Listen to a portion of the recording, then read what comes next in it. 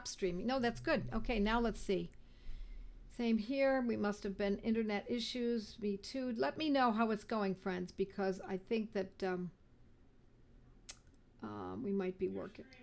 We're streaming again. Okay. Okay. Yay, here it is. Yes, we're back. Yes, we're all back. Hi, Celeste. Hi, Elizabeth, Anita, Libby. Okay, on again. Great. All right. So, well, you haven't missed anything. It's just me stumbling about here. Okay, great. Let's talk about surgery, shall we? When I've been talking about it a little bit more here and there because I think that it's something that we need so much to be prepared for that I think it's important that we know not only what I've been teaching, what I taught on the blog, but also because if you haven't looked at my blog, do take a look at that. Hi, Susie B. And volume is not great. I will speak more closely into the microphone. And so I want you to, if you don't have a repertory, you don't need to follow along. Although I urge you, even for those of you who are fairly new, do consider getting Robin Murphy's 4th edition of the Meta Repertory. This is really a basis of so much of our information. And I'm on page 2432, which is in the clinical section. And if I look under there, under surgery, ailments from. Well, there are always going to be ailments from surgery because someone's going to have pain, right? Or surgical site pain, overall pain. There's the potential of infection. There are many bleeding, excessive bleeding, inflammation in general. So I want you to always be aware of that. So if I look at page 2432 and I look under ailments from surgery, our number one remedy is not arnica. Now then, why would I tell you in my blog or teach, or would you automatically know that arnica is one of our best medicines for surgery? Well,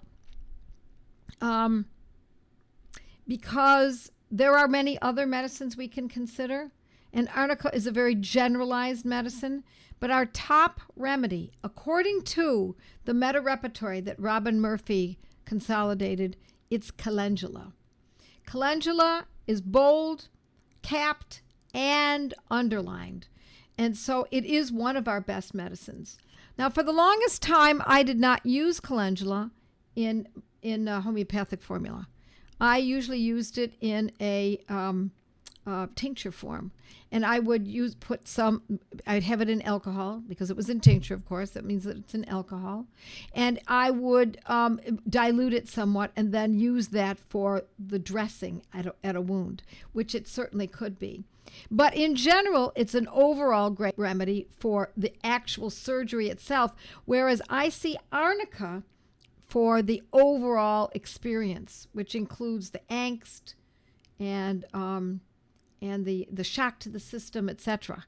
So I don't know that that's necessarily so. I've worked with a lot of folks who have gone into surgery. I have gone into surgery. My family members have gone into surgery, and I've always used arnica. Now, what's interesting about arnica is that a lot of times folks tell me that, no, I shouldn't say a lot of times. A while back, someone contacted me and said that when they went into surgery and they had used arnica 200C before the surgery, the surgeon felt as though it was not the anesthesia was not acting properly, meaning it wasn't acting at all. Now, there was a time when I used to believe that we should be using arnica a couple of days in advance of surgery, but I changed that thinking. I don't believe I have that out there any longer, and instead I changed it to the night before and the morning of the morning of the surgery, or the morning of and just before the surgery, as the person's being wheeled on the gurney into the surgical arena. But I have to say that the first time I heard this, I was flummoxed. I'd never heard anything like that, and then I didn't hear it for a very long time. Then I heard it again. Another surgeon said the same thing, that the general anesthesia or was not, or I guess it was the local anesthesia, not the general anesthesia. The local anesthesia was not acting as fully as it ought. And so I did start to think twice about this. Now, if you've ever noticed Alpine's product called Synec, Syn meaning not or without, and Ek meaning ecchymosis. It's manufactured by a pharmacy called Hahnemann Pharmacy near San Francisco area. And that particular product, Synec, is just arnica. That's all it is arnica. And there are only 2 doses in it. I believe there are only 2 doses in it. And it's used before the surgery and after the surgery. Are there 2 or are there 3? Some of you may already know. And but at any rate, it is used in advance of surgery. And it's been used for a number of years. I'm going to say probably close to 2 decades, particularly by plastic surgeons. And because it was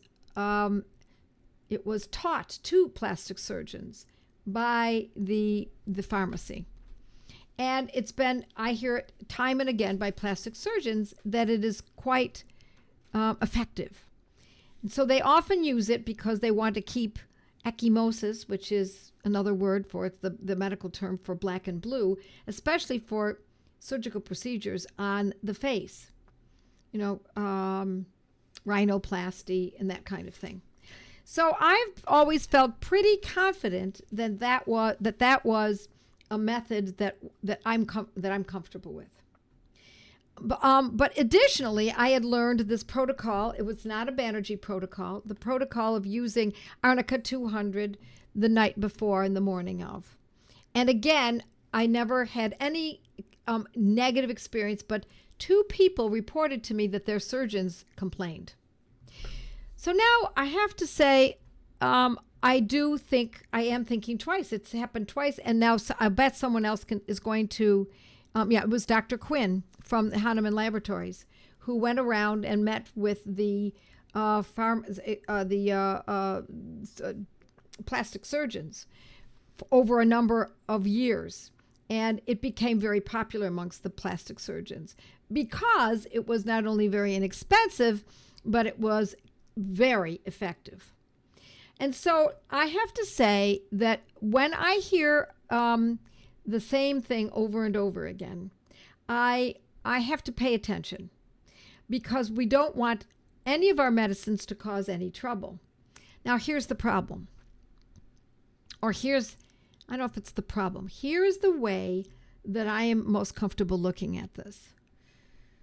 When we use a medicine that's unnecessary, it can cause approving. So if you give a medicine on Friday, let's say surgery is scheduled for Friday at noon, and you give Arnica 200 on Thursday, the body doesn't need Arnica because it hasn't been there's been no surgery yet, right? There's been no event. There's no surgery. And then if you give it the next morning again, still there's no event. And in some people who might be sensitive, it might behoove them perhaps to consider that possibility, that if they are prone to provings, that would probably not be in their best interest. So, but after the surgery, when the body has been surgically treated, that is when Arnica montana would indeed be right on the mark. So I'm giving you my thinking that I have to go through in order to make the most sense of this. What it means is by giving it the night before and the morning before, what we're doing is treating something that isn't there yet. We're treating it prophylactically, and there is nothing to treat. However, having said that, and having used this protocol and taught this protocol many years ago, and I know that it is a pretty common protocol that most homeopaths, at least those that I studied with back in the 80s and 90s, would have agreed with. This is the method. So, does it mean that we should eschew the possibility of using arnica the night before or in the morning of? Well, in my personal experience and in my personal professional experience, I wouldn't call that, I guess, professional experience, I've yet to see it cause any trouble. However, given that some are, I'm looking to see if people are still having a difficult time. If some are have ever experienced this in the past, that arnica made it difficult for the anesthesiologist, or even for blood thinning for that matter, then I would urge you to not use this protocol. And instead, use it after surgery.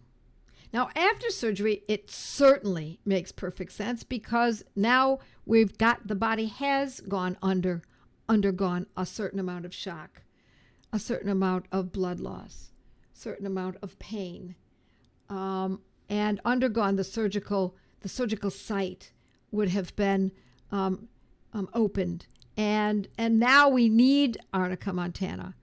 So I'm keeping this idea.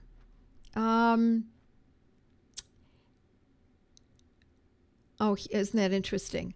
Well, let me just say, Cinec is arnica 12C and 1M. It's 2 separate pills. That's right. We showed it to my son's dental surgeon, who said he would not do the procedure if my son took arnica after. His response made no sense. Now, I think he just doesn't understand how arnica works or how homeopathy works. Joette, I learned that you should not take arnica before surgery. By accident, I took it before eardrum surgery, and my ear bled after. Let's see, it's skipping about. After surgery, and the eardrum never healed. Now, I would hope that wasn't the reason, but can homeopathy help interstitial cystitis? A gal friend has it. Not sure what to suggest. Okay, so let's just see. Hello. I want to stay on topic, if you don't mind. Just had knee replacement, worked with authentic help. I'm having a smooth recovery. Homeopathy for the win. I would like to know, Nancy, did you use arnica beforehand? I followed surgical remedies in Dana Ullman's book, The Consumer's Guide to Homeopathy, with great success for a few different procedures for both myself and my children. Well, Tabitha, I'd like to know what that means. Did you use arnica in advance? I've had less success with implants in the AM 200C. Okay. Replying to Deb. Okay. I had surgery on my knee and only used homeopathy post-op, arnica and Helios surgical, arnica, Bellus Perennis, Hypericum, calendula. So, see, we're hearing from people saying both ways. Let's see. Took arnica before and after and never required painkillers. Yes, says Carol. I take arnica 200 before blood extraction and it hurts less and no bruises. Replying to Nancy, okay, let's see. If a mom is very anxious about her son's surgery coming up and has a history of chronic anxiety, what would be the best? Okay. I used arnica the night before in the morning of, says Nancy. Okay, good. Arnica before and after. Also Staphysagra and did great, says Carol. No painkillers needed for major surgery. Yeah, that's been my experience too. So what it tells me is that in a way, it's a toss-up. So I'm going to suggest, even though on my blog I just said to take it the night before and the morning of, I'm actually thinking of revising that based on the this information that I'm getting that people are having a little problem with the arnica used before it's actually needed. Okay, Carol says I used arnica before and after. Yes, also. Okay, got that. Got it. A classmate of mine just shared that she used arnica antipyricum before and after a tooth pull, and she was shocked at how little pain and bleeding she had. Yeah, you see, that's my experience too. Not only my personal experience, but experience with clients and students.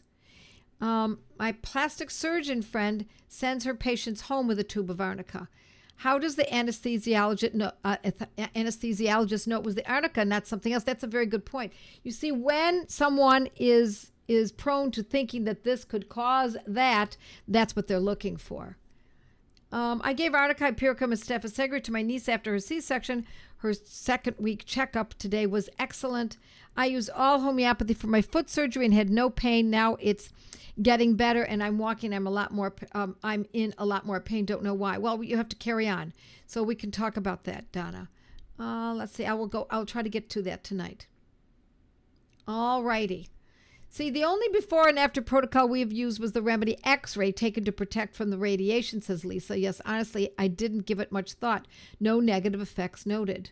All right. See, that's been my experience too, but I think I'm going to write up a little bit more because I have gotten some notices from folks that say that they've had a response to Arnica before or during or even after the surgery. And it is hard to know what was the cause.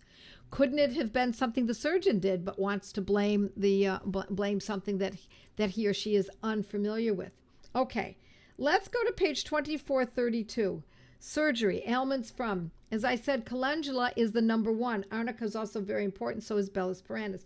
But if we go through here, there are sub-rubrics here, and one of them is after adhesion. So ailments from surgery after adhesions, and calendula is one of the main remedies, and so is thiocinaminum. So if we can be more specific, my friends, we can really hone in on the medicines that are the most useful. Ailments from surgery after bleeding. The number one remedy is phosphorus, and the second one is calendula. Problems from anesthesia from surgery, and we have acetic acid, carboveg, and phosphorus. Phosphorus is my first choice, and it's first choice here in the book as well. In colic in lithotomy or ovurotomy is Staphysagra. Operation after a fistula operation. What is the best medicine? And there are a number of medicines there. After the gallbladder is removed, the main medicine is China. So you see, we can be more specific than just saying it's always arnica across the board. If there's bleeding, it's always phosphorus, etc., etc. Hernia, for pain in abdomen after a hernia. Hypericum is the remedy. It's the only medicine in that particular rubric. So fascinating the way it's laid out here. After an infection. So ailments after surgery, after an infection. And the number one remedy is pyrogenium. Make sure you own that medicine, friends. Pyrogenium. But calendula is also in there, and so is Staphysagra. Pyrogenium, though, is the only one that is bold, capped, and underlined. Paralysis after laparotomy in the intestines, and there's only one medicine. Only one. And surgery to the joints. Ailments from surgery to the joints is bryonia. There you go, Donna. Bryonia, calendula, and hypericum. And generally speaking, after surgery, after we've used arnica and those medicines that are specific for the surgical issue itself, we move on. And since Donna's surgery was a while ago, maybe 2-3 weeks ago, something like that, the surgical aspect of the case is no longer in place. And now instead, we're going to be looking at, let's see, I want to find that exactly again. To the joints is bryonia. Bryonia is usually the medicine. And Donna's surgery was to a joint and tendon. I think it was to a tendon. The joint may have been affected. After mastectomy, surgery ailments from after a mastectomy, and it's only 3 remedies: calendula, Bellus perennis, and X-ray. I can keep going here, friends. Surgery of the orifices, ailments from surgery on the orifices, and it's calendula, colocynthis, and Staphysagra is number 1. So interesting. Okay, let's see if I can answer some more questions. I had wisdom teeth pulled last week. I've been using Roostox for jaw stiffness. I hope it's helping you, Courtney. Oh, that's Country Mickey. Yeah, great. If I'm taking Arnica 30 wet from form per Joepathy, would I still take Arnica before surgery? Yeah, I would say yeah, because it's the higher potency and it's very specific. If I'm having pain and swelling from scar tissue, would calendula be a remedy I should take? And what potency from scar tissue? Well, calendula is certainly one of the medicines. And all of these medicines, in general, I use in a 200th potency. Yes, 200 potency is what I usually use. Okay.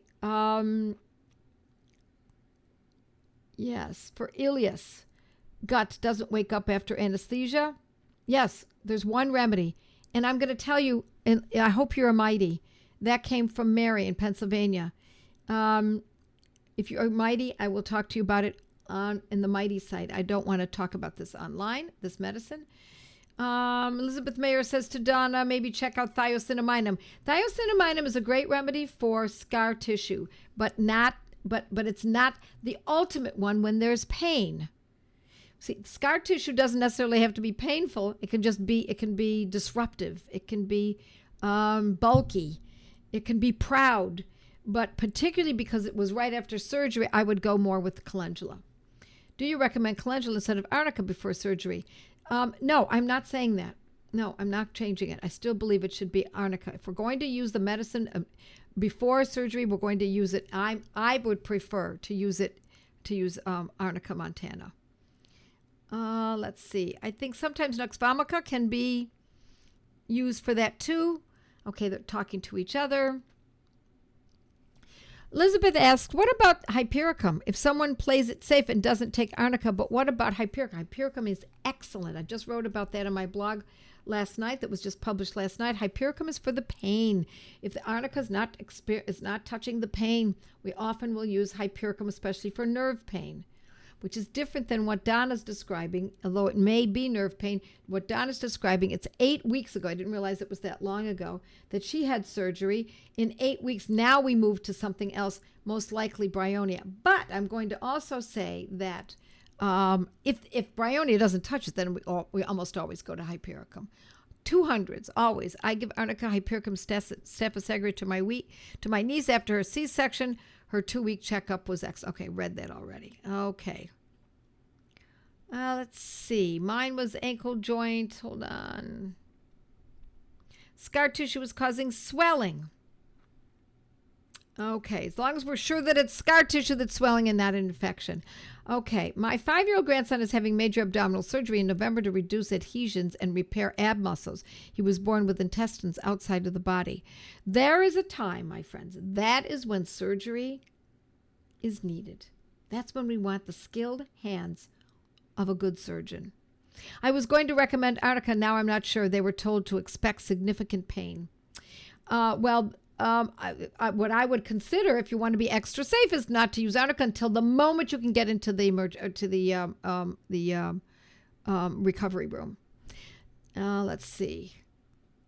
I meant, what about hypericum? No, I would not use hypericum before surgery. Let's see. Remedy for frozen shoulder. Joette Calabrese, frozen shoulder. And you might find, I'm pretty sure I've written about that. Why does arnica 30 versus 200 work better for me after implant or root canal? I can't really say, Marilyn. But when that happens, you're going to take note, of course, and carry on from there. 2 doses of arnica after surgery, then 1 hour apart from one another. Let's see. Marilyn, good question. When do you use hyper-Rs versus pyrogenium? Hyper-Rs is used for to protect against infection. Pyrogenium is when you're suspicious that there is infection. Now, it doesn't mean you wouldn't use hyper-Rs if you also had infection. You might, if there's an infection after surgery, I might consider using both. But pyrogenium is so powerful. Once it looks as though an infection is ensuing, I wouldn't skip a beat. Pyrogenium 200C frequently. How do you know the difference scar tissue versus infection? Well, that's up to your doctor to tell you that. You have to have a good surgeon that can tell you that is scar tissue or that is an infection. And a remedy, we're already talking about the remedies to cover that. Let's see.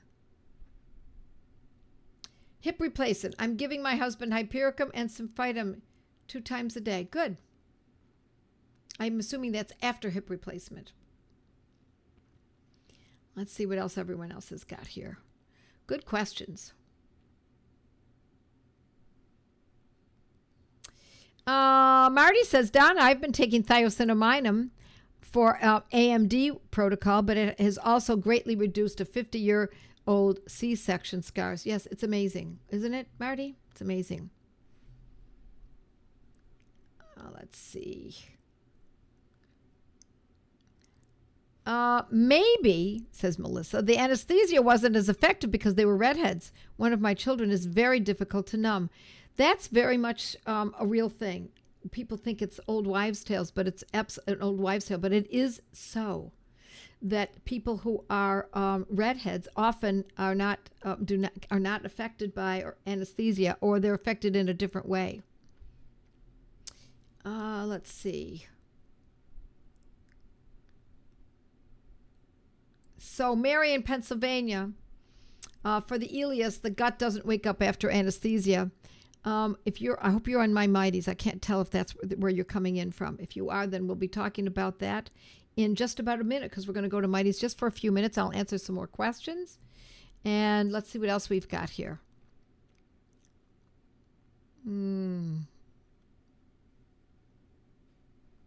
Might you use a higher potency than a 200 for a person with high pain tolerance? If you're finding that the 200 doesn't act, then I would go from there. I would not start with that. Joette, unless you've had that experience with that person in the past. Joette, is the dilution of mother tincture such as calendula important for reasons other than keeping the alcohol from stinging in the wound? Is the dilution of mother tincture, I'm not sure I understand, important for reasons other than keeping the alcohol? I'm not sure I understand, Elizabeth. Yes, Tina says, I've been taking thiocinaminum 3 times daily to help with aging skin. Yes, it can. Leela, I used a higher dose of Hypericum 1M after knee replacement, then go lower to and close and more frequently. I always urge people who are not familiar with homeopathy to start with the 200 and then go up to a higher potency rather than the other way around. But if you have experience with it, then by all means. Can homeopathy help a child with pituitary adenoma? Let me just say this, Grazia. That is the question people ask constantly. Can homeopathy help with this? Does homeopathy have a history of doing that? The answer is we don't know until we use it. It has been used in the past successfully, but not every case is successful. So that's so for almost every condition. So I want you to know that if you're interested, then you learn more and you make a decision based on that. But what have you lost other than spending $15 on a pill on a little bottle of pills? I had to use Annika 200 after frenectomy for one of my redheads, which helped greatly compared to her other procedure before where she had bled a lot more. Her dentist noticed the difference and asked if she did something differently. Yeah, there we go. Thank you very much, Phoenicia. This is actually the opposite of what I've been saying, isn't it? And although you're saying a redhead, but what you're saying is that even given before, even for a redhead, 200C in advance is a very good, was successful for Phoenicia's daughter. For an old scar for thiocinaminum, I almost always use a 6. Okay. I'll answer just Elizabeth, and then we will go on to mighties. I mean, if you're in an emergency situation and don't have water to dilute a mother tincture, which you need, could you use it undiluted? If you're talking about calendula, I suppose yes. Other mother tinctures, not necessarily so. It depends on which one you're using. But if you're talking about calendula, then yes. All right, my friends, we are ready to go to my mighties. And for those of you who are members, stay there. For those of you who are not, I'm hoping that either Natalie or yeah, I won't do anything. Okay, all right.